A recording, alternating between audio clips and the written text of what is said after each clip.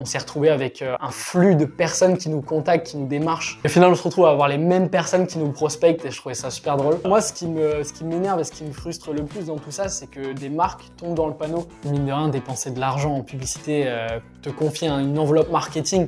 Certaines marques, elles vont te dire dépense 50 000 € ce mois-ci. Si tu n'as pas les compétences, si tu n'as pas les bases, je veux dire, c'est catastrophique ce qui peut se passer avec ce budget-là. Ladies and gentlemen, bienvenue dans un nouvel épisode de podcast. Aujourd'hui, j'accueille Karl qui, comme moi, est média buyer et qui, comme moi, habite à Montpellier. Je me suis dit l'occasion est trop belle pour ne pas l'inviter dans le podcast et on a fait un épisode autour du SMMA parce qu'en fait, on s'est rendu compte que en ayant des activités similaires, il nous arrivait des trucs similaires, notamment d'être contactés par ces fameuses agences SMMA.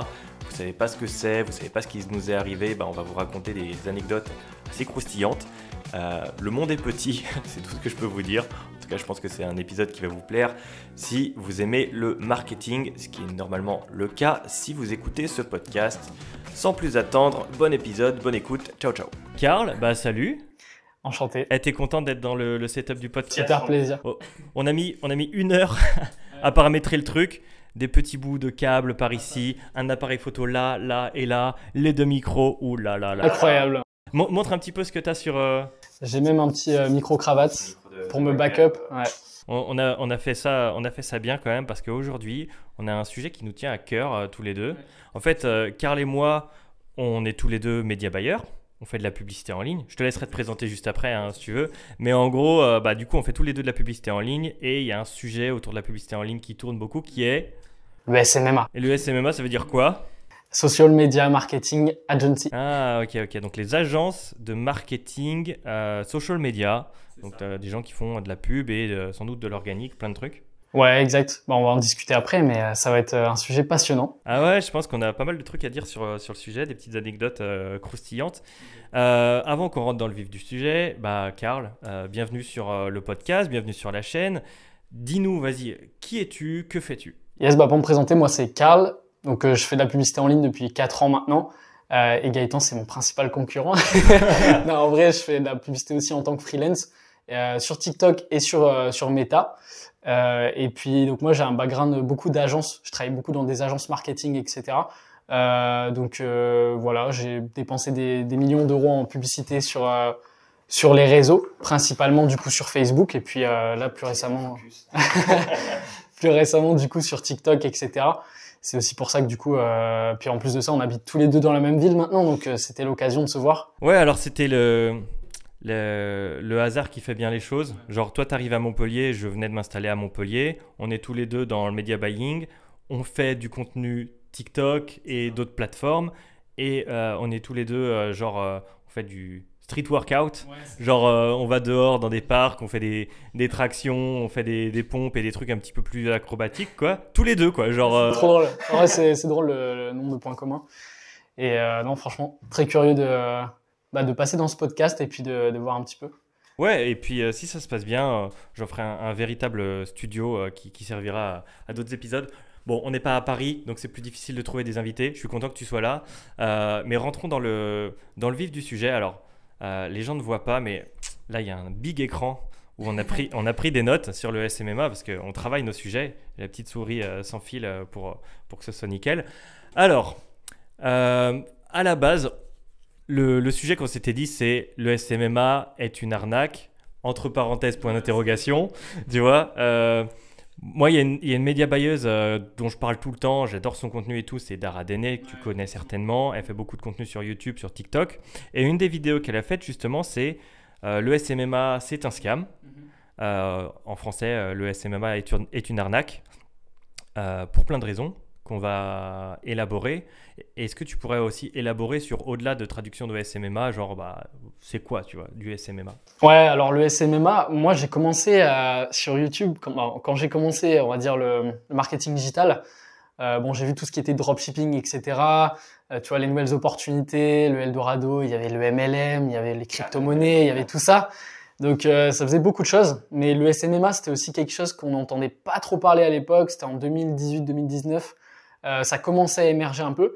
Et moi, pour moi, c'était simplement de faire de la publicité, mais pour des commerçants locaux. C'était pas nécessairement faire de la publicité pour des e-commerçants ou des gens qui ont un business en ligne. Donc du coup, je m'intéressais à ça. Je me suis dit, c'est vrai que c'est une opportunité de faire de la publicité pour des commerçants locaux, etc. Tu vois, je trouvais que c'était bien d'aller démarcher directement en direct, etc. Proposer de faire de la publicité pour des coiffeurs, par exemple, enfin, de ce genre de choses. Je trouvais ça cool. Mais en fait, ça a pris de l'ampleur, on va dire, par la suite, tu vois, avec des gourous, on va dire, dans ce domaine qui vendent ça comme si c'était super facile. Et puis derrière, ils se sont tournés de plus en plus vers le côté un petit peu e-commerce, publicité en ligne, etc.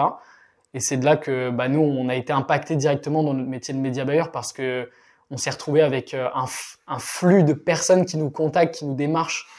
Justement, souvent même on a toujours les mêmes personnes qui nous contactent. Donc c'est assez drôle, on a toujours les mêmes anecdotes à raconter. À chaque fois, on dit il y a un mec qui m'a contacté sur Insta qui voulait une prestation de media buying, qui m'a démarché directement, qui m'a prospecté. Et au final, on se retrouve à avoir les mêmes personnes qui nous prospectent et je trouvais ça super drôle.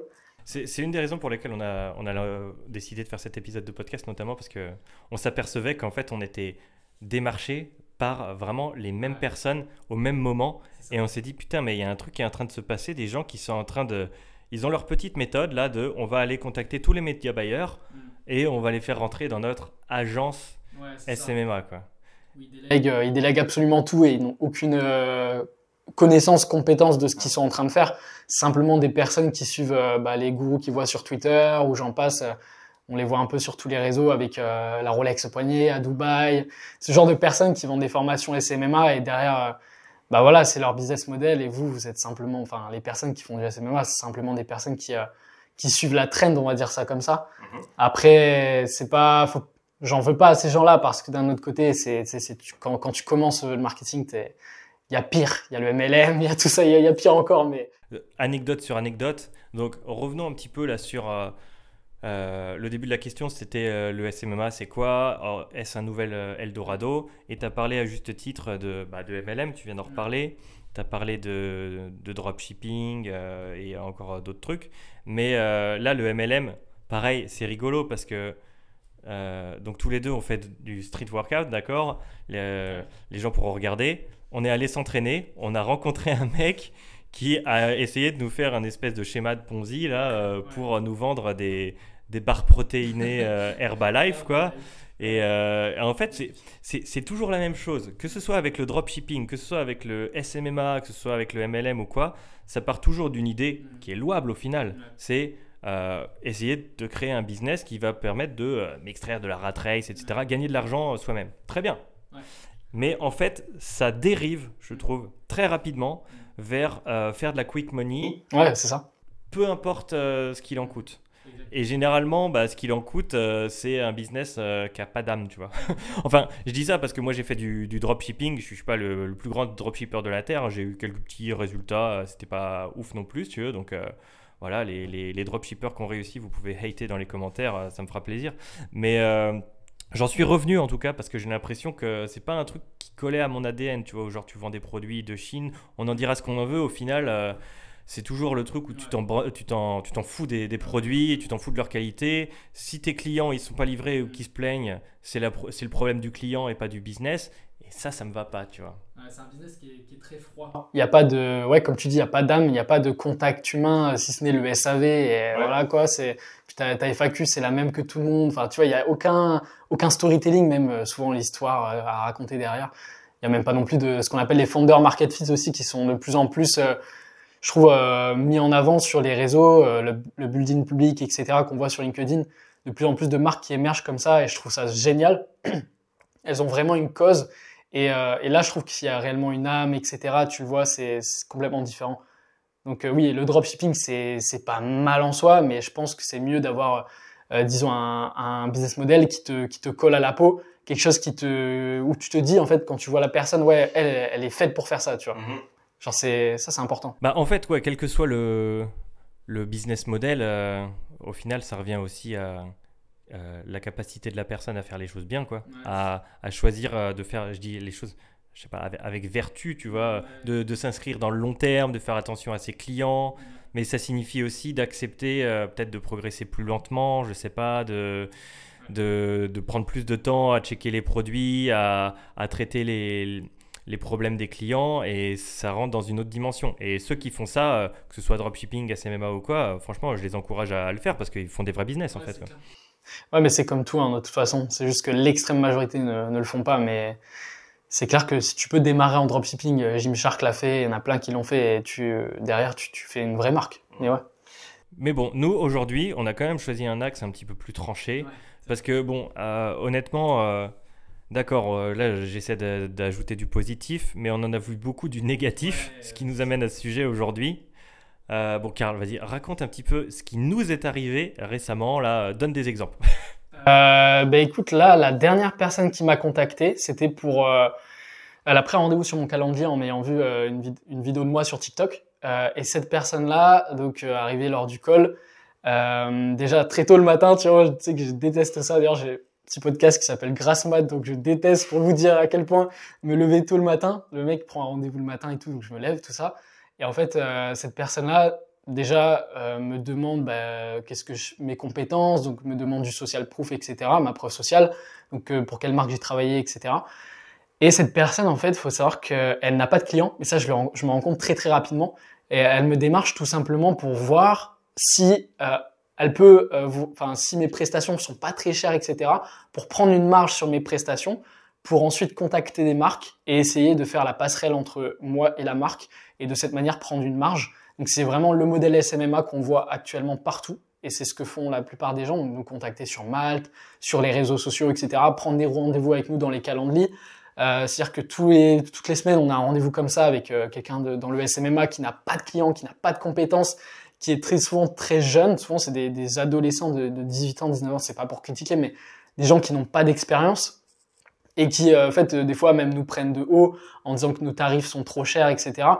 Et là, pour cette anecdote-là, cette personne-là, on l'a eu tous les deux, et moi, cette personne-là, en l'occurrence, m'a demandé si elle pouvait utiliser ma preuve sociale pour prospecter dans ses mails. En gros, se faire passer littéralement pour moi, pour ma personne, donc, pour prospecter. Et je trouvais ça assez fascinant de voir à quel point les gens peuvent aller loin dans le SMMA. Ouais, des demandes complètement déraisonnables en fait, quoi. C'est pas normal, quoi. Moi, il y a un mec qui m'a contacté, qui me fait ouais, salut Gaëtan, tu proposes des services en publicité? Bah ouais, ok, discutons-en, on en parle.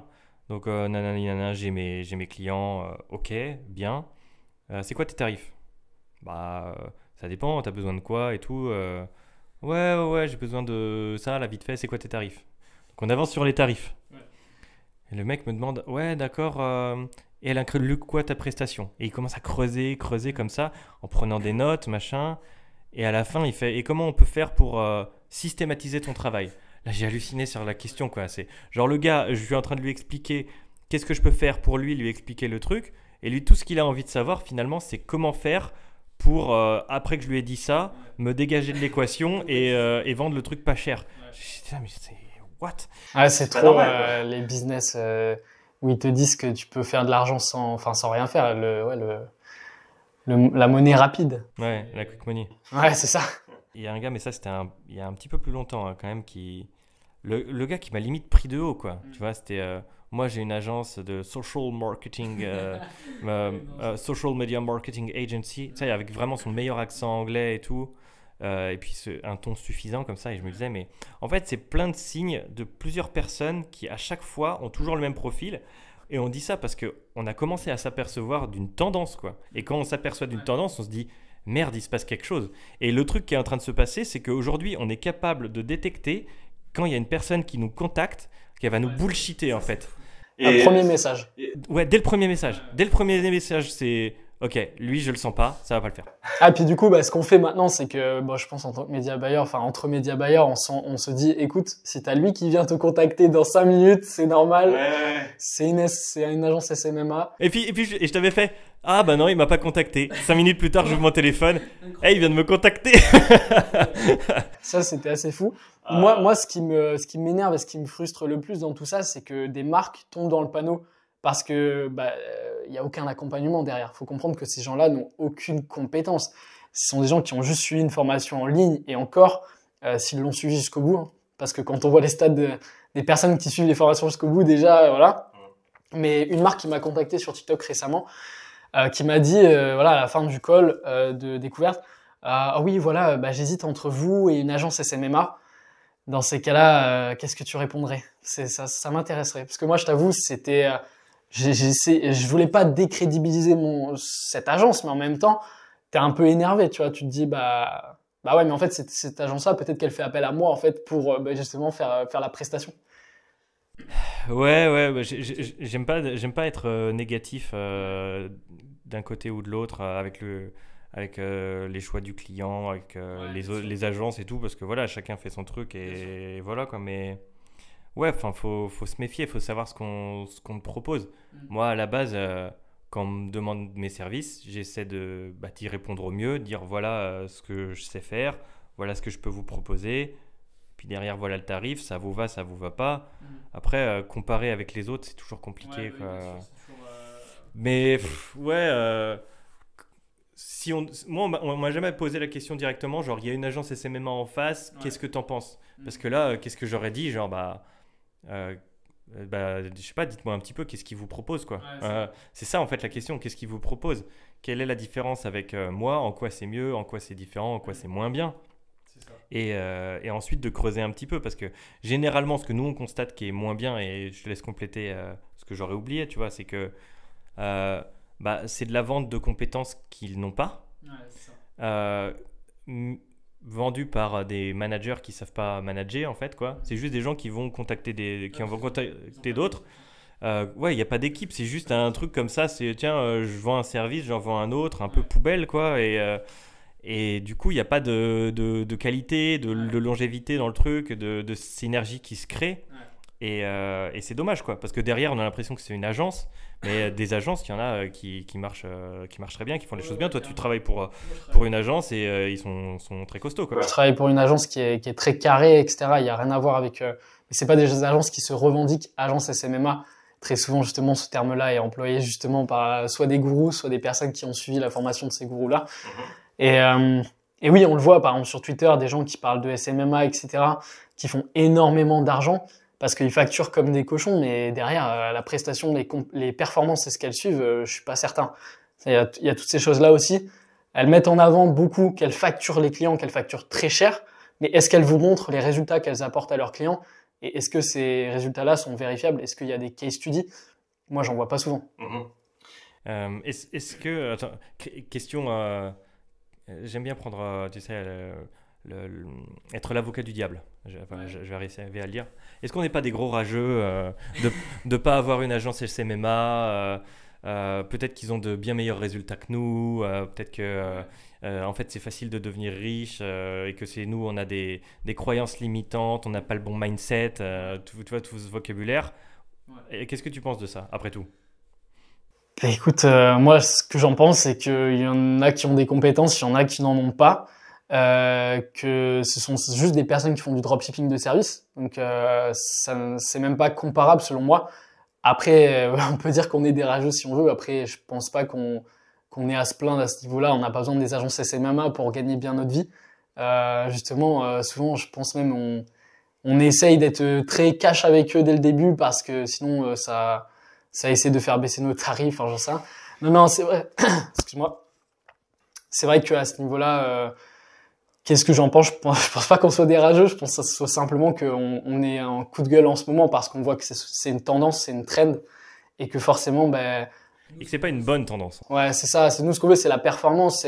On est là pour apporter des résultats à nos clients et de voir que des gens font de l'argent. Et dans le SMMA, mais ceux qui font de l'argent dans le SMMA, ce sont ceux qui vendent les formations SMMA, ce sont rarement ceux qui apportent des résultats à leurs clients. Donc ouais. Et en fait, comme avec chaque effet de mode, donc il y a ceux qui disent voilà, là-bas il y a de l'or, tiens, je te vends les pelles. Tu sais, c'est donc ceux qui font de l'argent, c'est ceux qui vendent les pelles, c'est pas ceux qui vont chercher l'or. Et c'est pareil avec le dropshipping. Moi, j'en ai fait les frais, même si je suis très content d'être passé par là. Voilà, j'ai acheté 2 formations, je crois. Je les ai suivies, je les ai payées.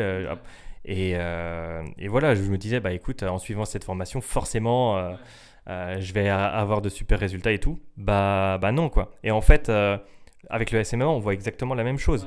Parce qu'il y en a qui gagnent certainement bien leur vie avec ça et tout. Il y en a peut-être qui sont pas tout à fait transparents sur le sujet. On ne saura jamais avec certitude. Et puis surtout, il y a toute une partie de personnes qui se lancent et qui, nous on le voit pour le coup, qui vont droit dans le mur. C'est ça qui est grave en fait. C'est ça, je pense surtout pourquoi on fait cet épisode, c'est que genre systématiquement, on finit par demander la mission elle commence quand, tu as des clients derrière, tu as des projets, et la réponse c'est non. Alors quand tu as une agence, 2 agences, 3 agences, 4 agences, qu'en fait ces agences c'est un mec tout seul qui a commencé la semaine dernière, qui te dit je vais te rappeler, qui te rappelle jamais, qui n'a pas de clients, et que même s'il avait des clients, il te demanderait de ne pas le facturer plus de 100 balles par mois pour gérer un truc minuscule, mais on marche sur la tête quoi, genre on fait les choses, on met la charrue avant les bœufs quoi. Et puis derrière c'est nous les responsables aussi des performances. Donc ouais, derrière c'est, puis même, enfin la manière de prospecter, moi je suis pas très à l'aise avec ça. Les SMMA, enfin ça prospecte énormément que par mail, donc ça va shipper les adresses mail, etc. Ça va envoyer en masse des mails pour, disons-le, déranger vraiment tout le monde, quoi. Je veux dire, ils ont pas une croissance organique, ces gens-là. En fait, ils ont une croissance qui est uniquement reposée sur la prospection. Donc ça me dérange un peu, parce que moi je suis plus et je pense que toi aussi, dans l'idée de créer du contenu, dans l'inbound marketing, où est-ce qu'on essaye de montrer ce qu'on fait pour justement attirer des personnes à nous. Et au contraire, on n'est pas dans cette logique de prospecter en masse, même si je pense que c'est pas une mauvaise chose, mais je pense qu'il faut faire un peu les deux. Mais voilà, nous, on a plus cette logique long terme, je pense, que les agences SMMA n'ont pas. Bah, en soi, la prospection et par mail, moi je trouve que ça reste une bonne chose, mais encore une fois, faut être nuancé dans ce qu'on dit, tu vois. Les gens qui disent le SMMA, ça marche pour moi, bah, je pense que c'est des gens qui font attention à leurs clients, qui font attention à leurs prestataires, qui font attention aux résultats qu'ils délivrent, etc., etc. Et c'est pas ce qu'on voit quand on nous contacte. Les gens qui font de la prospection et pour qui ça marche, etc., ils font des emails où ils font attention à qui ils vont envoyer les mails, qu'est-ce qu'ils vont mettre dedans, est-ce qu'ils vont avoir une approche personnalisée, quelle est l'offre derrière. Donc, à chaque fois, c'est une réflexion marketing sur le client et compagnie, que finalement... et qui manque à beaucoup de personnes. Et au fond, on revient toujours aux fondamentaux, quoi. C'est tes connaissances profondes, marketing, business même, psychologique, de savoir comment la personne répond quand tu essaies de lui vendre une presta, qui manque cruellement, en fait, quoi. Puis moi, je pense aussi que le comble, quand même, pour une agence marketing, c'est de ne pas être présent sur les réseaux sociaux. Ouais. Or, la plupart des agences SMMA, vous les verrez pas, ils sont cachés, hein. C'est des mecs derrière leur écran, en calbar dans leur chambre. Un petit peu comme des dropshippers, je veux dire, ce sont pas des gens qui sont là pour se montrer sur les réseaux sociaux, faut bien comprendre ça. Ce sont juste des gens de l'ombre, et c'est en ça que ça me dérange, tu vois. Moi, pour moi, une vraie agence marketing, elle est présente sur les réseaux sociaux, au moins, je sais pas, elle a peut-être un podcast, ce genre de choses. Moi, les agences avec lesquelles je travaille sont des agences qui sont reconnues, ou du moins qui montrent du contenu, qui montrent ce qu'ils font concrètement, tu vois. Ouais, bah... C'est un travail plus long terme, plus transparent aussi, plus transparent. Et finalement, en faisant ça, tu te filtres automatiquement, quoi. Tu filtres automatiquement, hein, quand tu as un petit peu... J'aimerais maintenant, si tu veux, qu'on apporte un petit peu de lumière, comme je l'ai fait avec cette magnifique lumière derrière, dans notre message, que pas peindre un tableau trop pessimiste et voilà quoi. Se dire, il y a des gens qui font du SMMA parce qu'ils ont une intention de gagner plus d'argent, et je les encourage à le faire. Maintenant, je les encourage à le faire pour les bonnes raisons de 1 et de la bonne manière, si je puis dire. Moi, j'ai pas d'agence SMMA, il y a des trucs que je fais dans le social media, hein. Et j'aimerais justement qu'on puisse apporter nos conseils dans la limite du raisonnable, hein, de notre expérience à ces personnes qui veulent proposer des services en social media aux personnes. Comment on a commencé, voir un petit peu quel cheminement on peut prendre pour arriver à acquérir d'autres compétences. Et puis ensuite, qu'est-ce qu'eux, ils devraient faire, par exemple. Donc, par exemple, Karl, toi, c'est quoi ton expérience? Comment tu as fait pour devenir bon en publicité en ligne, tu vois? Ouais, moi déjà, je démarre d'un background, on va dire, dans le sport. Moi, j'étais en STAPS, donc vraiment rien à voir avec le marketing, tu vois, j'y connaissais rien. J'avais même pas fait d'études j'avais fait un bac ES, mais j'avais pas fait de marketing du tout, tu vois. Ouais. Et je me suis formé principalement en autodidacte au début, avec la formation de Yomi, que tout le monde connaît. Mais forcément, c'est ce genre de formation en ligne, vous vous aide déjà à acquérir les bases. Je pense que c'est une bonne chose. D'acquérir les bases, c'est déjà la première étape. Puis on a la chance en francophonie d'avoir des bonnes formations quand même, même si c'est du dropshipping. Les formations de Yomi, etc. sont excellentes. Je pense que c'est une bonne première étape.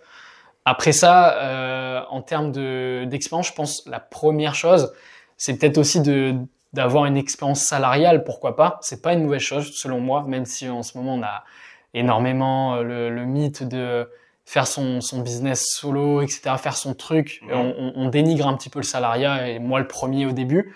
Mais pourtant, quand je regarde un peu ce que je fais dans le passé, bah, j'ai eu la chance d'avoir un mentor qui est travaillé pour cette personne-là en fait pendant 1 an. Et il m'a formé au media buying, etc. Donc non seulement j'ai acquis des compétences en marketing, bon j'avais déjà des bases, mais en plus en media buying, et en plus de ça j'étais payé. Donc même si j'étais à ce moment-là pas très bien payé, j'étais dans une agence, etc. J'avais pas les avantages du freelance, donc je pouvais pas voyager, vivre où je voulais, etc. Mais ça m'a permis pendant 1 an de consolider vraiment mes fondations, tu vois, mes compétences. Et après ça j'ai pu prendre ma liberté, et là depuis 1 an et demi, mais ça y est, je suis vraiment en autodidacte. Je continue à travailler avec des agences, mais uniquement en freelance, et il y a des gros avantages maintenant. En fait, je vais énormément résumer ce que tu as dit pour pouvoir faire un parallèle avec ma situation. C'est que bah, d'abord, tu as appris en te faisant tes armes de manière proactive, en faisant vraiment les choses. On apprend en faisant. Et après, tu as proposé ses services.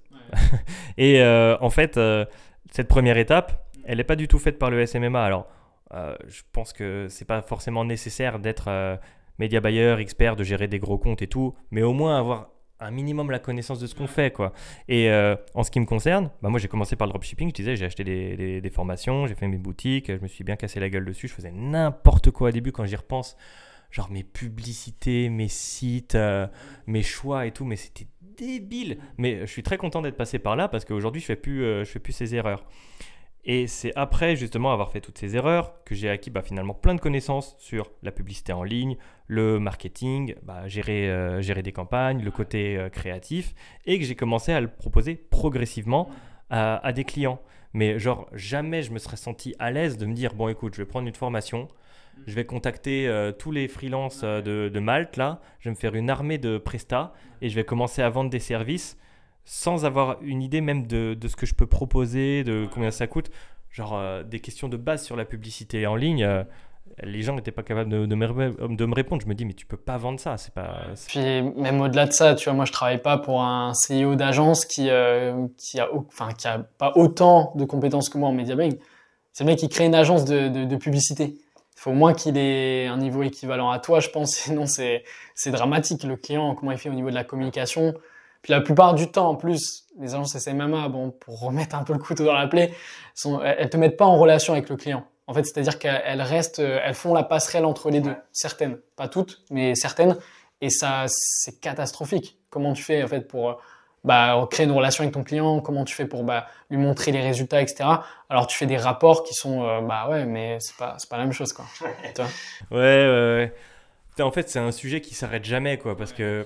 Mais c'est un bon cas d'école parce qu'en fait, ça met en lumière toutes les failles du social media mal fait, quoi. Genre, en gros, c'est vraiment faites tout le contraire de ce qu'ils font.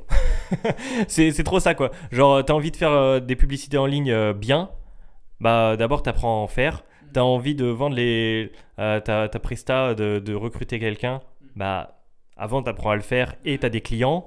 Et ainsi de suite. Et le truc, ça se fait assez logiquement. Et tu peux pas commencer par la fin et proposer juste tous les mauvais côtés en espérant que parce que tu as une agence SMMA et que tu as un accent anglais, ça y est, tu vas gagner 10K par mois et scale to the moon, quoi. C'est tellement abusé comme truc, quoi. C'est vrai. Et pour juste faire un petit parallèle avec mon expérience en agence, c'est aussi pour vous donner les armes, parce que tu vois, mine de rien, dépenser de l'argent en publicité, te confier une enveloppe marketing. Certaines marques, elles vont te dire dépense 50 000 euros ce mois-ci. Si tu n'as pas les compétences, si tu n'as pas les bases, je veux dire, c'est catastrophique ce qui peut se passer avec ce budget-là. Donc c'est en fait c'est pas c'est assez sérieux comme sujet parfois, tu vois, c'est quand même de l'argent quoi. Donc c'est pas simple. Et bah vas-y, dis-nous un petit peu, Karl, là, maintenant qu'on a parlé de nos parcours et des conclusions qu'on peut tirer un petit peu sur bah, pourquoi ça marche mal. Ouais. Toi, c'est quoi ton plan d'action, les deux, trois vraiment trucs actionnables que tu peux dire à des gens qui veulent quand même se lancer en SMMA ou dans le social media pour bah, avoir de quoi avoir un service, quoi. Moi, j'en reviendrai aux bases. J'en reviendrai aux bases, c'est-à-dire pour moi, le SMMA à la base, c'était contacter des commerçants locaux. Et c'est là que vous pouvez apporter réellement de la valeur. Pourquoi? Parce que y a plein de commerçants autour de vous qui ont besoin de faire de la publicité et qui ont besoin en fait d'apporter plus de trafic dans leur magasin, dans leur salon de coiffure, dans leur restaurant. Donc se spécialiser peut-être sur une niche au départ, quand on n'est pas expert dans quelque chose, se spécialiser vraiment, par exemple, faire de la publicité pour des restaurateurs, pour des salles de sport, peu importe, se spécialiser réellement dans une niche comme ça et aller démarcher en physique, peut-être aussi aller démarcher par mail, il n'y a pas de problème à le faire, mais il faut quand même avoir les bases là. Tu le fais, tu as les bases et tu sais que des commerçants comme ça au début, voilà, ça va être un petit peu plus, je sais pas comment dire, plus facile ou du moins en fait tu vas réellement apporter quelque chose de la valeur. Parce qu'un e-commerçant, faut vraiment commencer à passer un step au-dessus en termes de compétences parce qu'il n'y a pas que le media buying, il y a tout l'aspect tunnel de vente, offre, voilà, le site internet, toutes ces choses-là que vous n'avez pas spécialement à gérer si vous travaillez avec un commerçant local. Des choses en moins à gérer, je trouve. Peut-être un peu plus simple. Moi, je dirais commencer par lire le bouquin Skin in the Game c'est Nassim Taleb, où en fait le concept est très simple. C'est le monde a besoin de plus de personnes qui mouillent le maillot finalement, quoi. Et pour détecter les personnes qui sont des fraudes, des arnaques, des personnes qui ne le sont pas, faut regarder à quel point finalement elles sont impliquées dans le projet personnellement, tu vois. Donc une agence SMMA, il est pas impliqué du tout parce qu'il se contente de dire à la personne t'inquiète ça va marcher. Derrière, il ne s'occupe pas de la gestion des ads, il ne s'occupe pas de mettre même du budget soi-même ou quoi. En fait, c'est tout bénéf pour lui. Quoi qu'il se passe, il est gagnant. Voilà. Et pour être skin in the game, il y a plein de manières de l'être. Et certaines de ces manières, ça va être de faire comme on a fait, soit dépenser son propre budget sur des publicités Facebook, TikTok pour apprendre le truc. Voilà. Si on n'a pas le budget, travailler en agence. Pour progressivement faire ses armes de la bonne manière. Pas en agence SMMA, en vraie agence. Venez nous voir. Ouais, voilà, c'est ça. Et puis tout simplement, une fois qu'on a un petit peu ces faits d'armes, commencer à progressivement augmenter la cadence, mais être skin in the game pour être bon et pour être cohérent aussi avec ce qu'on propose, quoi. Carrément. Et je me souviens, moi, j'avais carrément, après avoir consommé des formations en ligne, etc., j'avais un bouquin entier de notes que j'avais écrit, tu vois, sur le marketing, sur les trucs. On en revient un petit peu sur les bancs d'école, mais vous êtes en autodidacte et c'est ça. Commencer à gratter, comprendre tous les schémas, comprendre comment ça fonctionne la publicité en ligne avant de dépenser de l'argent, forcément. Et après, passer quand même à l'action assez rapidement, soit en faisant vos propres tests sur un propre business que vous avez, ou alors commencer déjà à peut-être trouver un mentor. C'est vrai que c'est difficile de passer directement à l'étape d'aller chercher des clients. Vous pouvez le faire, mais c'est vrai que il y aura des crash tests. Peut-être au début, ne facturez pas. Ça pourrait être. Alors, je sais que il y a le pour et le contre. Il y a des gens qui sont contre ça. Moi, je pense que ça peut, en tout cas pour le premier client, être une bonne chose à faire. Si vous êtes vraiment pas à l'aise, de lui dire, écoute, même si c'est quelqu'un que vous connaissez dans votre famille, qui est entrepreneur, qui a, je sais pas, qui est ébéniste, j'en sais rien, qui a une entreprise, pourquoi pas faire son marketing sans facturer au début pour être à l'aise avec la plateforme publicitaire. Parce que mine de rien, ce qui est dur au départ, c'est de comprendre comment fonctionne Facebook Ads par exemple, et d'aller fouiller dans chaque recoin pour comprendre qu'est-ce que vous pouvez faire avec la pub en fait. Donc ouais. Ça fait une grosse diff. Genre, voilà, moi j'ai fait un audit TikTok Ads là, récemment et je me demandais, syndrome de l'imposteur, est-ce que je vais être à la hauteur, est-ce qu'ils s'y connaissent peut-être mieux que moi, ils vont se dire Gaëtan, t'as livré de la merde. Mais en fait, je connais tellement le truc par cœur. Enfin, attention, humilité Gaëtan, mais je connais quand même très bien la plateforme. Je leur ai montré des trucs, ils ne savaient même pas qu'on pouvait regarder ça. Je leur ai fait une analyse qui allait au-delà des simples chiffres, sur le côté stratégique, sur la méthodologie, un plan d'action avec qu'est-ce que vous devriez tester, pourquoi, qu'est-ce que vous faites bien et de mal. Et c'est allé vite. Et le mec, il a dit putain, mais le travail, il est rapide et il est bien, tu vois. Mais pour en arriver là, c'est comme, tu sais, je vais me comparer à Picasso, l'enfoiré.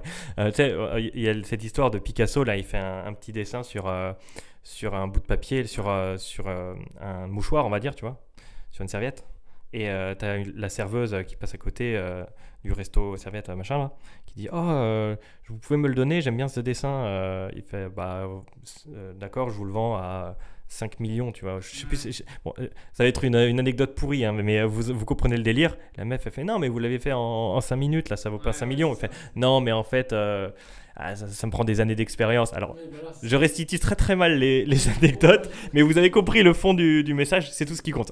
Ouais, c'est on facture pas au temps passé, on facture à l'expérience, évidemment. C'est quelque chose d'hyper important, forcément.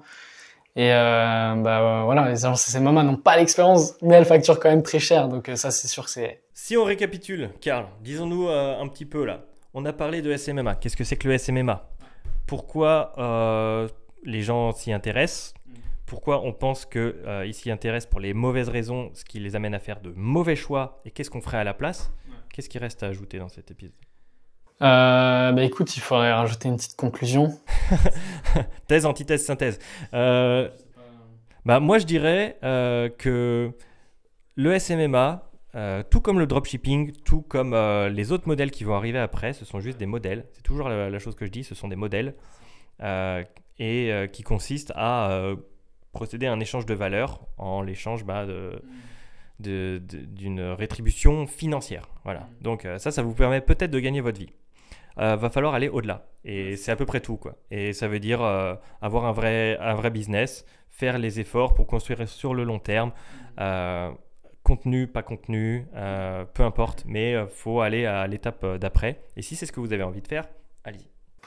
Yes. Franchement, je pense que c'est pas mal la conclusion. C'est une belle conclusion. Je suis fort en conclusion, tu sais. Ça commence à faire quelques épisodes de podcast que je fais, donc je commence à avoir des conclusions que je sors de sous ma casquette comme ça là. Karl, merci d'être passé dans le podcast.